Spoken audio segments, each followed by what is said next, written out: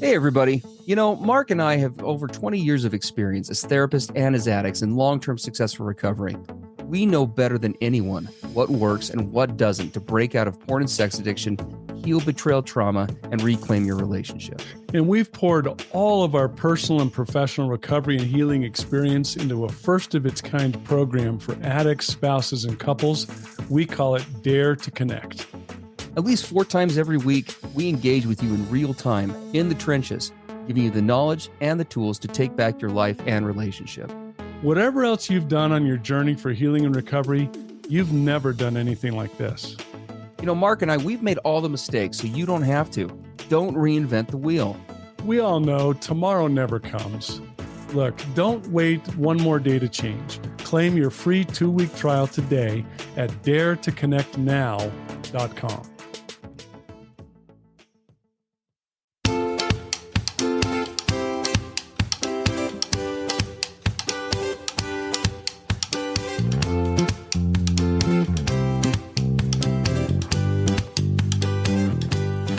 Hey everybody, I'm Steve Moore.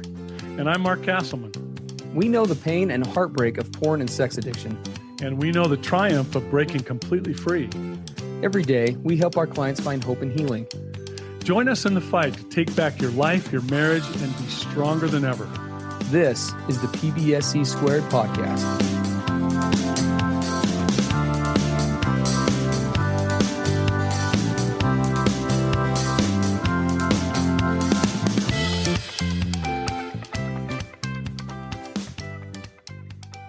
Hey, everybody. Welcome. Mark and Steve on the PBSC podcast. This is episode 209. And you get to decide what level of intimacy you want in your relationship. I like it. Yeah, it's a cool topic, right? It's actually a pretty intense situation that was sent in to us by a partner.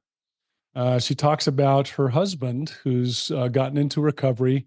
And as often can happen, she began to legitimately, you can understand why, when she found out that stuff had been going on, she kind of put on her detective hat and started searching where he'd been online.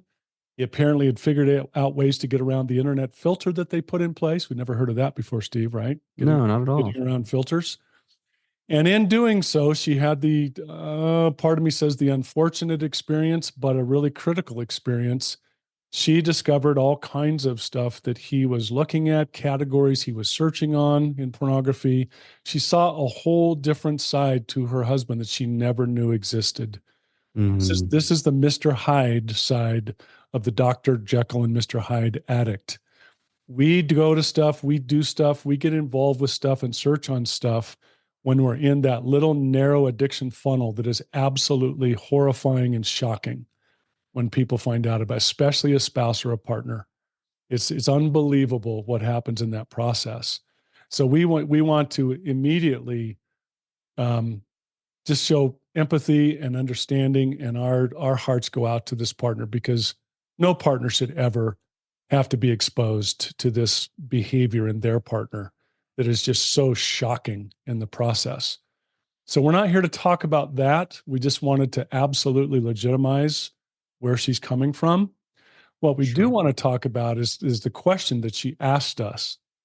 Because what she said was, he doesn't know that I know about all of these things, about his behaviors in this area.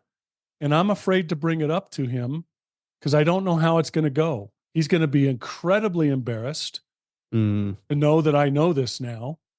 And how do we navigate this with me having all of this knowledge of this dark side of his? I don't even know where to go from here. That's what she's asking. And you and I, when we saw that, it's funny that we immediately thought, okay, levels of intimacy in a relationship. That doesn't mean levels of sex. It means levels of connection, closeness, into me you see, into you I see. How much of myself am I willing to show you and you show me? How deeply connected, how much do we really know each other? Where do you want to go with that as a coupleship? Right? Yeah. Well, and that's hopefully the main message that we are able to purvey today. We're recording this here at the beginning of a new year, here in 2024, and it's definitely an appropriate, I think, podcast in kind of that lens because, we're standing at the beginning of a new year. It's a time when people make goals and they, kind of reassess and different things. And the thing that we always want clients to know, whether we're here on the podcast or in our clinics or on our Dare to Connect program, is that you get to and have to be. Not only do you get to be, but you are the only one that can be in the driver's seat of your relationship. Yes. And so often, without realizing it, and you're talking to a couple of guys who did this for forever, right? If we back up away from the pornography and everything else, today we're going to talk a little bit more mile high above that stuff than we usually talk about, and we're going to talk about relationship trajectory, right? Because this has just as this today's discussion, today's podcast has just as much, if not more, to do with choice and the power of choice and being empowered in your relationship, either as a partner or as an addict, than it does the betrayal or the pornography. Like Mark said, we're not going to focus on that today. We focus on that in other episodes all the time. Because this partner, she talks about these tremendous concerns that she has she says multiple times in her submission, this is going to make him feel shame or this is going to make him feel sad. And I don't want to do that. I don't want to drag him down. I don't want to do this. I don't want to do that. And one of the main limiting factors that we oftentimes put ourselves from a well-intended place is we limit or box ourselves into what a relationship can become because we operate under these rules that come either from culture or from what we've been taught or raised to believe that a relationship should quote unquote be, or from that place of caretaking for our partner. Mm-hmm. When you are making a relationship or formulating a relationship, formulating intimacy, there are some key ingredients that have to go into this. Okay. Recently I was watching one of my favorite scenes with my niece. It's that scene from Sleeping Beauty, the Disney version where they're making the cake for Aurora. Mm-hmm. They're making the cake in the cottage and they're talking about the different ingredients to add. And then they get in the big wand fight about which color the dress is going to be and all that stuff. Anyway, I was raised by women. Okay. I'm a feminist at heart. But but as they're going through, that's what this made me think of, because a relationship is really not that different on an emotional level from a cake on a physical level. There are certain ingredients that have to go into it, and how much of each ingredient you put in determines what the cake turns into. Because cake is just a bread, right? Every cake, every bread is all based on the same fundamental stuff, but the stuff that I put into it determines whether it's a sourdough loaf or whether it's a birthday cake or whether it's a cheesecake or whether it's whatever, right? And the same thing kind of happens here, right? In every relationship, each of us has the obligation to not be subject to the whims of a relationship. And we all have to be actively looking at and cultivating a vision of what do I want any of my relationships to look like, most especially the ones that I'm closest to in, right? What do I want the level of intimacy to look like in this relationship? I get to decide. I am in the driver's seat when it comes to that. Contrary to what every rom-com on planet Earth has taught me, I'm not subject to excuse me, random rules, right? I get to determine what that looks like for me. Yeah, and I can talk about what happens when we violate, this really set of sound principles with regard to the ingredients that I put into this relationship and the level of intimacy I'm able to achieve as a result. And I will tell you for me personally, I actually kept my addiction hidden from my spouse for decades in my case. And what I was doing is I was withholding ingredients from our intimacy cake, so to speak. So here's the great paradox of it. I was desperate for connection, right? We say the opposite of addiction is not sobriety. The opposite of addiction is connection. Yes. So I'm desperate to connect. I'm yearned to be close to my wife, to be deeply connected to her, not just sexually, but emotionally, physically, spiritually, intellectually. I want to be close to her in all these ways, but I don't know how. And I have all this baggage I brought from my past into our marriage. And how am I coping with life? The same way I coped as a kid and a teenager in crisis, I go to my pornography and sexual outlets in order to cope.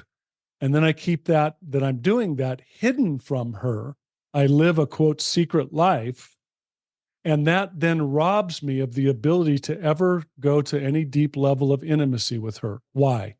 Because she doesn't know me. She didn't know me. She couldn't, I wasn't showing my whole self to her. I was showing pieces and parts of myself. And inside, that duplicity ate me alive. I'm like, I want to be close to this woman. And the closeness I have is a farce because she doesn't know who she's getting close to. And what did my shame say? If she knew the real me, the whole me, this was over. There's no way she would love and accept, and we'd have great conversations, do all the stuff we do, because she doesn't know me. I'm not letting her see me, and I'm not letting her choose me. Yes. That was a big deal for me for a long time. Well, and it's a great point to bring up on that other side, because it really works in much the same way if it's addict to partner or partner to addict, right? It's this idea of, I want to share, but because of fear of rejection or fear of how it's going to hurt the other person or fear of consequences or whatever it may be, right? I'm hesitant or I'm reluctant to do it. But just like going back to our recipe analogy, if you want to end up with a birthday cake, you can't do that without sugar. You can't do that without a sweetener, right? There are only so many ways to make a birthday cake, so many different things you can swap out for that cake to not be terrible or disgusting or not workable. And when you're talking about a relationship and its potential for depth, okay? That's a very important word. Yeah. Potential for depth. The main ingredient, the metaphorical flour, so to speak, right, which is the base of every cake, is how much of yourself are you going to share with your partner? Yes. How clear of a window am I going to be into the people? And this isn't just your partner, with others in general, right? Because we have to make these same decisions about all of our relationships, right? This process is no different with any other relationship than it is with our primary one. That's the one we're talking about today. But all of us are at least 50% determinant of what does this relationship evolve into or grow into. And that main glass ceiling to which the depth that a relationship can go is how much am I willing to share.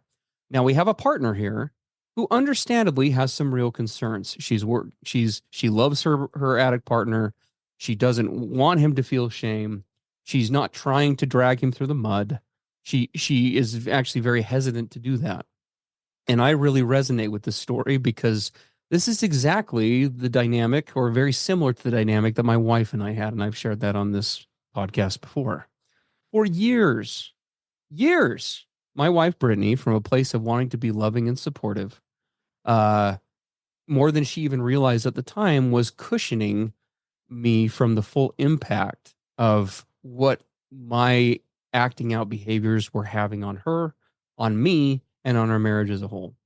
And she was much more of a cheerleader and much more of a, we can do this, we can make it type of person. Now, she was authentic in that, but she was holding a lot of things back, both from herself and in her own denial, but also from me, out of a place of where this partner's coming from. Yes. And even though she did that from such a loving and caring place, unfortunately, it had multiple impacts on us. The first is that it enabled my poor behavior, because it allowed me to continue on doing the things that I was doing because I wasn't having to face the weight of my consequences. I was just living in denial about how this was impacting me. The second and these are both applicable to this couple that we're talking about. The second is that it kept us by nature at a distance on her end, despite her best intention, because I didn't really know my wife. I knew 70% of her, or 80%, or whatever percentage you want to put on that, right? But I didn't know the pain side. I didn't know the full extent to what was going on. And my wife is now shouldering a burden that A, she can't shoulder herself, but B, because I don't know those things, I don't have the ability to connect with her fully, even if I had the capacity at the time to be fully transparent, which I didn't. But even if I had, that now became a limiting factor in our marriage. What she was doing from a place of love was holding us back. And she didn't know you. No, either one. It was vice versa, right? It was coming from both directions. We had this bottleneck in between us. And again, it was from a loving place, very much similar to this situation. She wasn't doing it nefariously. She was doing it for all the reasons that we just talked about. She's a positive person by nature. She doesn't like to dwell on the negative. She wants to be a solution creator, not a downer. She loves and supports me and wants me to be happy, right? All of those were very loving, caring things. But because of the fear of how it would impact me, and from that loving place, it actually was doing the very thing that was going to hold us back, and it continued to hold us back until the day she got honest. And our spouses, Steve, Brittany and O'Donnell are very, very similar in personality and this caring, nurturing, positive, optimistic approach they take to life. And so my situation is very much what you described. She was always nurturing me, sheltering me, didn't want me to be embarrassed or ashamed. She didn't want to quote, make me pay. She was never like that. But I'm going to say something that might sound shocking or surprising to a lot of people listening, especially addicts. I needed to be confronted with the full force of my past bad behaviors so that I could experience full embarrassment and full shame and full reality for the choices I had made. I needed to have that experience. I couldn't Yes. progress forward in my recovery until I had that experience. And her avoiding it and me avoiding it wasn't getting me to the place where I had to go if I wanted to move forward with my own recovery, with her healing, and with our relationship. I just had to go through that door. And did it suck? It sucked. And you and I talked, there was a time not too long ago where something from my way, way, way back past suddenly reared its little head. And I was approached by somebody way back when I was very young about something that I had done while in the addiction funnel. And I mean, it wasn't a crime kind of thing or anything like that, but it was an embarrassing situation. And here, all these decades later, that comes up out of the blue. I was like, you've got to be kidding me. I mean, what was I, like 17 years old? Yeah. Here it comes. And Yeah. I'm sitting here saying, I am actually grateful that came forward after all these years, because it was part of my process that wasn't completed apparently. It was still something that needed to come forward, and I needed to process through and make amends and be confronted by this person way back to my teenage years. And I'm actually sitting here from my heart of hearts saying, I'm grateful that I got to go through that. I Yeah. never would have said that years ago in my addiction. Absolutely. I'm in the same boat. Well, and as we wrap this up, we do want to make sure that we kind of summate the focus here, because it is, this is it's a wide ranging topic, and here on a short podcast, we can't do what we do in our Dare to Connect program. We hope that you'll come over and join us there. We've got a 2-week free trial going on with Dare to Connect right now, and you can find more information about that at daretoconnectnow.com. But if we're talking about this vision piece, right? If we're talking about how to set the stage for the most vulnerable relationship possible, and to address this wife really directly, again, there's not a right or wrong answer to this. But you do need to be aware that there are pros and cons to not being fully open with your partner, right? About your concerns. And again, we totally empathize with the love and the care, but we care too much about you to not be direct with you. The longer you hold on to that information about what you know and how it's impacting you, and the longer you don't share that, the more potential you create for increased resentment on your end of him, more distance between the two of you, and further enabling of his behavior and his ongoing issues. As Yeah. long as there is a sense of secrecy between the two of you, however well intended, either on your part for healthy reasons, his part for nefarious, or maybe it's a combination of both, your relationship will not progress to the point where it can. Now, you may be okay with that. And I don't say that sarcastically, right? Every Right. relationship is in a different place. We have no idea how long you've been together, what other issues are going on in the relationship, where the relationship trajectory is headed, right? We have a very small window into that. So that may line up with the relationship goals or whatever the case may be. But if we're talking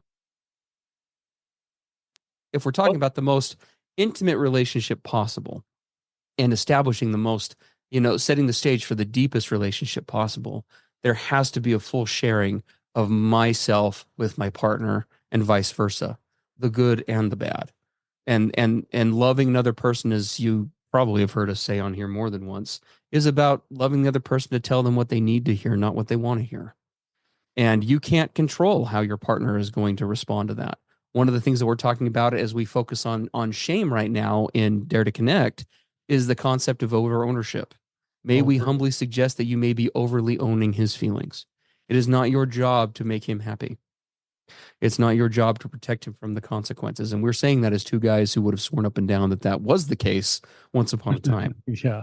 But that's not your job. Your job is to be the best, most authentic, most connected with self, most real person that you can be, in the hopes that he will meet you there to create the kind of intimate relationship that we think that you're wanting and that most people are wanting if we're on the right track that way. And one final point as we kind of close up, I'll tell you the thing that is, I never thought I could have that I have today in my relationship with my wife. We pretty much are open books to each other. We pretty much know each other inside out now. And the beautiful thing is, knowing all of that, all of my dark addiction past, all of it, she chooses me today. I cannot begin to tell you what that means to me. How that, among other things, has brought me out of my shame, brought me out of a lot of my pessimism and negative self-talk. My wife knows me and she chooses me. Of the other 3 billion guys on the planet, knowing everything about me, she still chooses me. Wow. Yeah. And knowing everything about her, I choose her. So are you willing to get to the place where you can actually choose each other? Well, and the only way you'll be able to do that is by knowing. You can't, right? yeah. That's the only way that happens. Yeah. And Yep. so anyway, we love and care about each of you. Thank you so much for being with us today on this episode of PBSC. As always, if you'd like to send us a submission, we'd love to get those. We are a bit backlogged on those, but we will definitely get to those in the order that they're sent. You can reach out to us and contact us anytime at pbscpodcast.com. We'd love to hear from you there. And again, feel free to reach out to us at daretoconnectnow.com. We'd love to take your healing and your growth in this recovery process from betrayal trauma, from addiction to the next level. We care about each of you. We hope that you're having a great start to the new year if you're listening to this around that time. And we look forward to connecting with you all next week. All right. Take care, everybody. Bye-bye. Everything expressed on the PBSC podcast are the opinions of the hosts and the participants and is for informational and educational purposes only. This podcast should not be considered mental health therapy or as a substitute thereof. It is strongly recommended that you seek out the clinical guidance of an individual qualified mental health professional. If you're experiencing thoughts of suicide, self-harm, or a desire to harm others, please dial 911 or go to your nearest emergency room.